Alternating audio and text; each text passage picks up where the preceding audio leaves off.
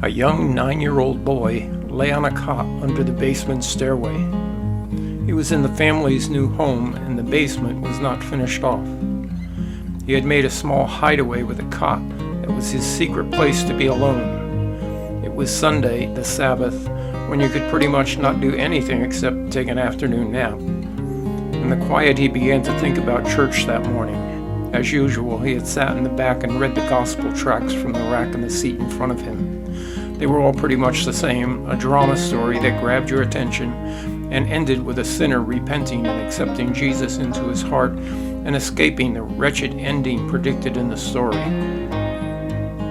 In his dark hideaway, he started thinking he was the only one in his family that had not made this decision. He had no doubt that he was a sinner, the list of sins being too long to list here. If Jesus came back today or anytime soon, he would be left behind to face a horrible eternity. He knew at that moment he wanted to be saved. He prayed and asked Jesus to come into his heart and gave his life to his Savior. The change was dramatic. All fear was gone, and he felt a lightness and a wholeness that he had never felt before. It was like he had entered a whole new world. He had to tell someone, not because of a command to do so, but because he could not help himself from sharing the joy he felt at that moment. He went upstairs, he woke up his parents from their nap, and shared with them what had just happened to him. That began the lifelong journey, finding out how to live the life of a born-again Christian. During elementary and high school, life was a bifurcation of what I was taught. Living in the world, but not of the world.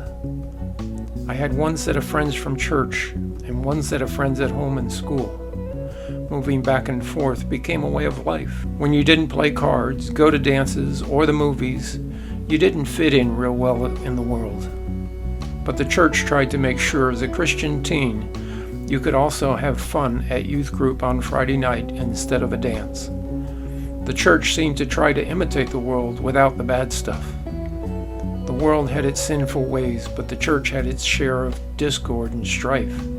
The distinction in one way was black and white, but in another way it was not all that clear. One could be living as a Christian at school and be sinning at church. How to live a Christian life was not that clear. In my freshman year of college, I discovered that psychology was a scientific effort to understand humans' thinking and behavior.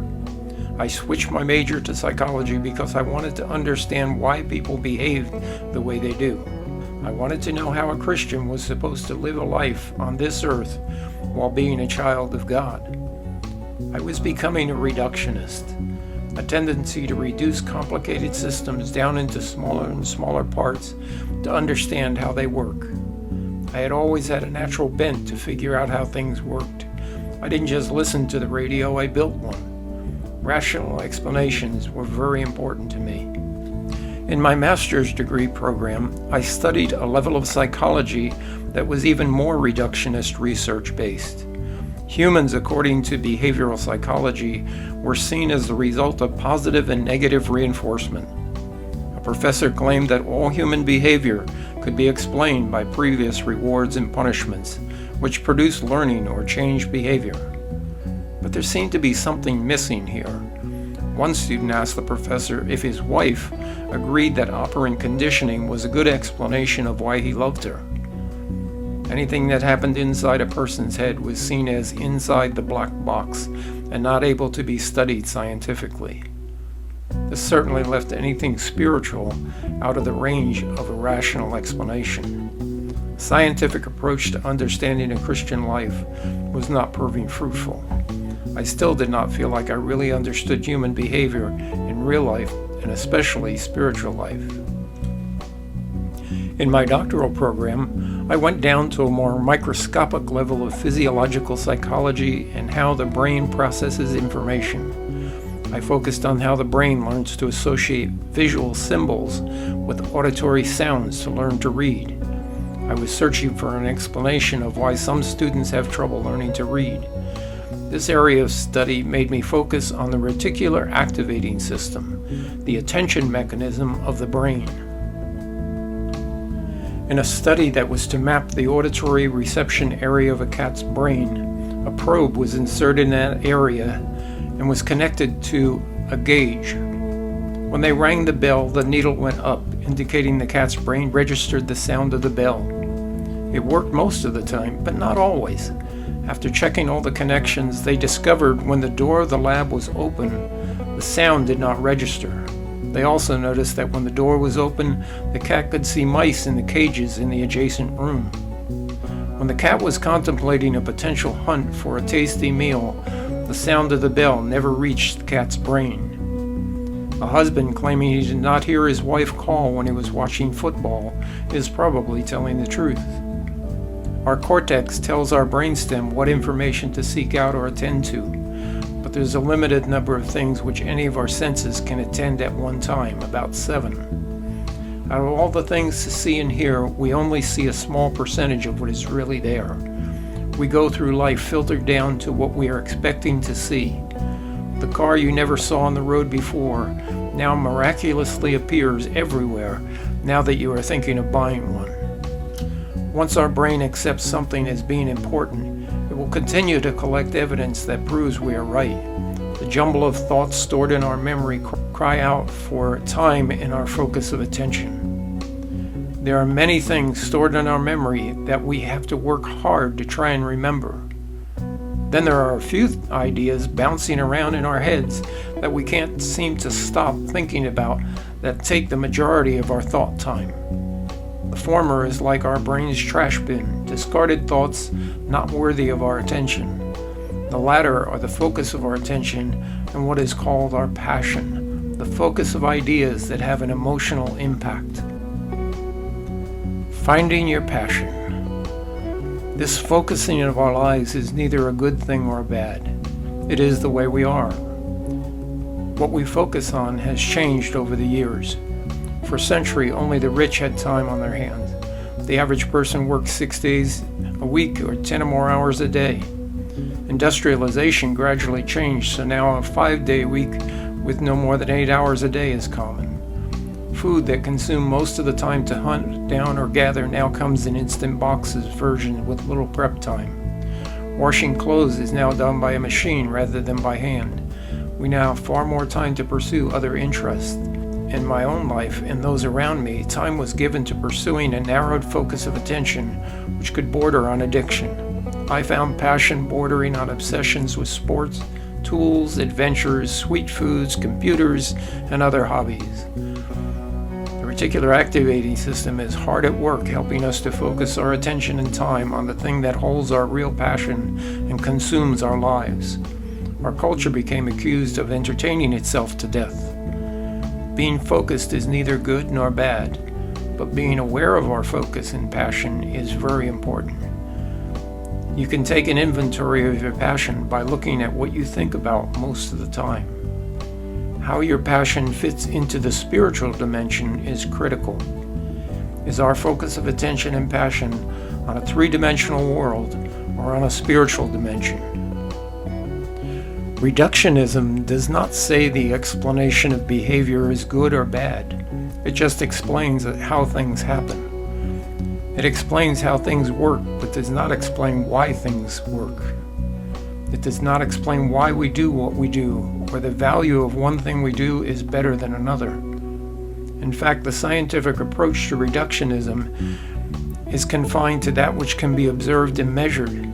Things that are spiritual, supernatural, or miraculous are by definition outside of or beyond the laws of nature or what is predictable and measured by science.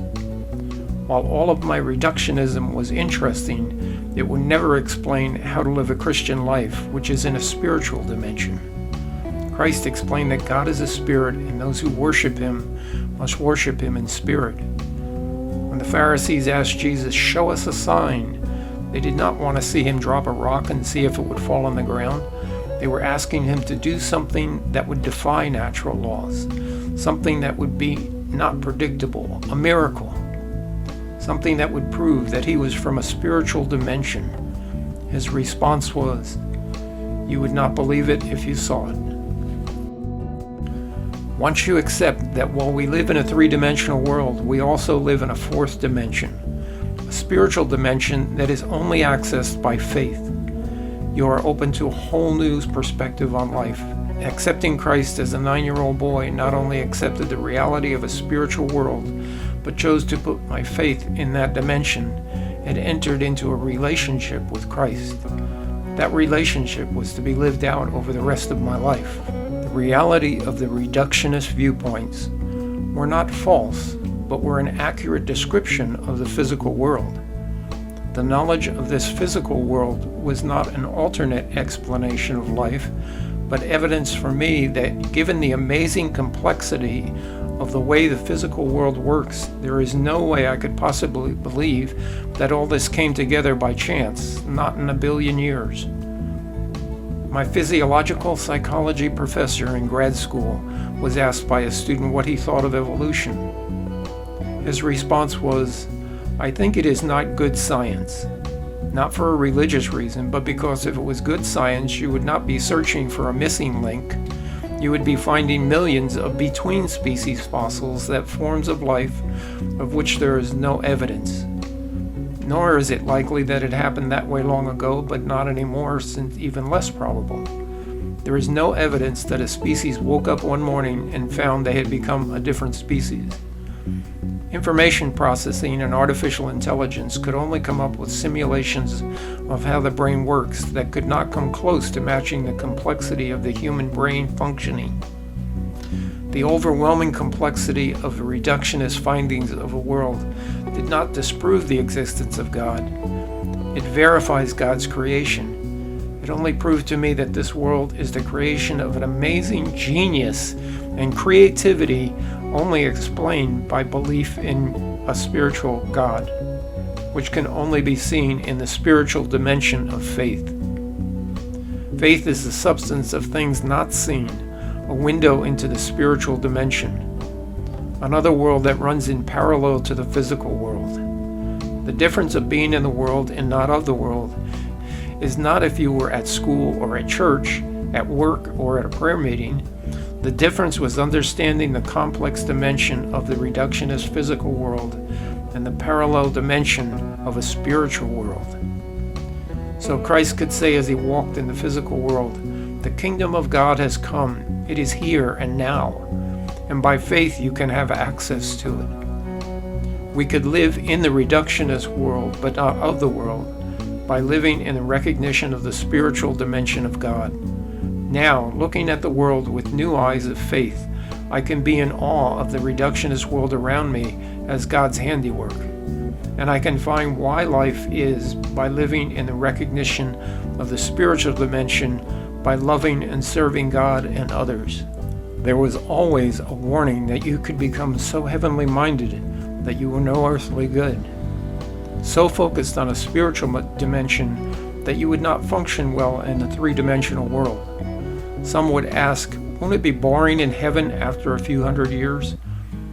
When I first met the young woman who would become my wife, I became obsessed with her. I would think about her when we were not together. She was the first thing I thought of waking up and the last thing that filled my head as I went to sleep. I was thinking of what our lives would be like together in the future. There was no question of where the focus for my attention was at that time. I was in love. It says in Proverbs 30:18-19, "There are 3 things that are too amazing for me, 4 that I do not understand, the way of an eagle in the sky, the way of a snake on a rock, the way of a ship on the high seas, and the way of a man with a young woman." I think the way of a man with a young woman is the state of being in love. It is something that God has wired into us. It is God's way of giving us a glimpse, just a small taste of what it will be like in heaven to love God with all of your body, heart, and soul.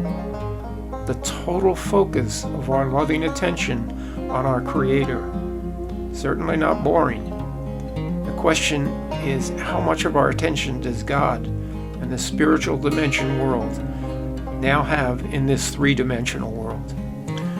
Looking at the focused life from the perspective of a spiritual dimension gave me appreciation for the gifts that God has given to each of us to use, practice, and enjoy. Everyone has a unique perspective through their focused world. As complex as the reductionist shows humans to be, no two of us are the same. We each have a unique focus in looking at the world and unique individual abilities. I found Bezalel. When it came time to build the temple, Moses confessed he had no idea how to use a hammer, let alone build a temple. God presented Moses with Bez.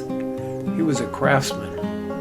Then the Lord said to Moses, "See, I've chosen Bezalel, son of Uri, the son of Hur, the tribe of Judah, and I have filled him with the Spirit of God, with wisdom, with understanding, with knowledge, and with all kinds of skills, to make artistic designs in work of gold, silver, and bronze, to cut and set stones, to work and engage in all kinds of crafts." It occurred to me that that was true of all of us. We all have a unique set of gifts which we can find if we look at what we do. For me, I get an idea, draw a sketch, make a plan, and create an engineered, finished wood product. Others would say, "How did you do that?" I didn't think about how I did that. It seems I'm just wired that way, a gift from the one who created me. I wondered how Bez felt going to work every day to work on God's temple. He did not need to live in two worlds. Or did he? How many times did he make a wrong cut and smash a finger? What mattered was that his physical world and spiritual world came together. Then I realized I could do the same thing every day by using the gifts God has given me for His glory. It is not the how of what I am doing, but the why of what I do. Living a Christian life involves looking at your focus and using your gifts.